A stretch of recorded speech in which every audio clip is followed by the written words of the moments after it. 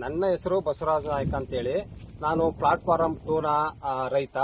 ನಾವು ನಮ್ಮ ತಂದೆ ಕಾಲ ಅಂದ್ರೆ 1972ನೇ ಇಸ್ವಿಯಿಂದನೂ ನಾವು ತಂಬಾಕು ಬೆಳೆನ ಬೆಳ್ಕೊಂಡು ಬರ್ತಾ ಇದೀವಿ. ತಂದೆ ಆದ ನಂತರ ನಾನು ಅದನ್ನ ಮತ್ತೆ ತಂಬಾಕು ಬೆಳೆನ ಬೆಳ್ಕೊಂಡು ಬರ್ತಾ ಇದ್ದೀನಿ. ನಾವು ಇಲ್ಲಿ ತನಕ ಬೆಳ್ಕೊಂಡು ಬಂದಂತ ಸಂದರ್ಭದಲ್ಲಿ ಉತ್ತಮವಾದ ನಮಗೆ ರೇಟ್ ಸಿಗ್ತಾ ಇತ್ತು.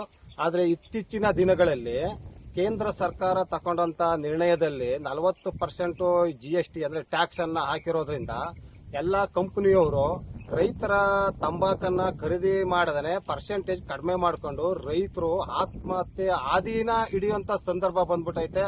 ಮುಂದಿನ ದಿನಗಳಲ್ಲಿ ಎಷ್ಟೋ ರೈತರು ಆತ್ಮಹತ್ಯೆನ ಮಾಡ್ಕೊಳ್ಳೋ ಪರಿಸ್ಥಿತಿ ಬಂದಿರೋದ್ರಿಂದ ಕೇಂದ್ರ ಸರ್ಕಾರದವರು ದಯಮಾಡಿ ಏನ್ 40% ಟ್ಯಾಕ್ಸ್ ಅನ್ನ ನೀವು ಏನು GST ಅಂತ ಏನು ಮಾಡ್ಕೊಂಡಿದ್ದೀರೋ ಅದನ್ನ ತೆಗೆದಾಕ್ಬೇಕು, ರೈತರನ್ನ ಉಳಿಸ್ಕೊಡ್ಬೇಕು ಅಂತ ಕೇಳ್ಕೊತಾ ಇದ್ದೀವಿ. ಅದಲ್ದನೆ ನಮ್ಮ ಕರ್ನಾಟಕದಲ್ಲಿ 1,00,000 ಕುಟುಂಬಗಳು ತಂಬಾಕು ಬೆಳೆಗಳನ್ನ ಬೆಳೀತಾ ಇದ್ದಾರೆ. ಆ 1,00,000 ಕುಟುಂಬದಿಂದ ಇನ್ನೊಂದು 20 ಲಕ್ಷ ಜನಗಳಿಗೆ ಉದ್ಯೋಗನೂ ನಾವು ಕೊಡ್ತಾ ಇದ್ದೀವಿ. ದಯಮಾಡಿ ಗಮನ ಇಟ್ಕೊಂಡು ಕೇಂದ್ರ ಸರ್ಕಾರದವರು ದಯಮಾಡಿ 40% ಇರತ್ತಂತ GST ನ ಕಡಿಮೆ ಮಾಡ್ಕೋಬೇಕು ಅಂತ ತಮ್ಮಲ್ಲಿ ಮನವಿ ಮಾಡ್ಕೊತಾ ಕೇಳ್ಕೊತಾ ಇದ್ದೀವಿ.